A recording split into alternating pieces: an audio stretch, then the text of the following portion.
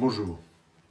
En cette période si particulière et parfois si difficile, je voulais, au nom de l'ensemble des équipes EOL, vous présenter nos amicales pensées pour vous et vos proches. Je vous propose aujourd'hui de faire un point d'actualité sur le projet EOL. En effet, le 17 mars dernier, nous avons pris la décision de suspendre l'activité sur l'ensemble de nos sites de travaux après les avoir mis en sécurité et mis sous surveillance.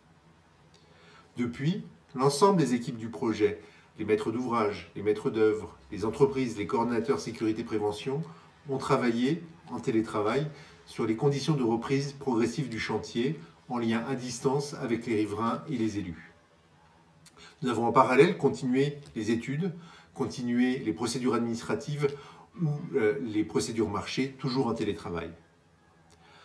Le 2 avril dernier, le gouvernement et la profession des travaux publics ont conclu un accord qui a été formalisé sous la forme d'un guide de préconisation publié par l'Organisation de prévention du bâtiment et des travaux publics, guide qui fixe les prescriptions à appliquer pour une reprise tenant compte du risque sanitaire Covid-19. C'est ce guide qui nous sert de feuille de route pour la reprise de l'ensemble de nos travaux. Dès la mi-avril, le chantier a repris à la Défense, à Courbevoie, sur le puits Gambetta et le puits Abreuvoir, à la Porte Maillot. Les jours qui viennent vont nous permettre de reprendre l'activité sur les puits à Paris, à Neuilly, ainsi que dans le secteur de l'ouvrage d'entonnement d'Haussmann Saint-Lazare depuis le puits Basquiat.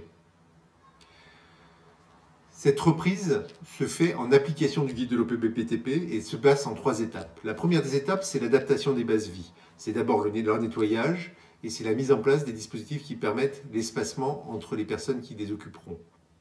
C'est ensuite l'adaptation des postes de travail pour tenir compte des règles de distanciation et la mise en place des gestes barrières sur l'ensemble des chantiers.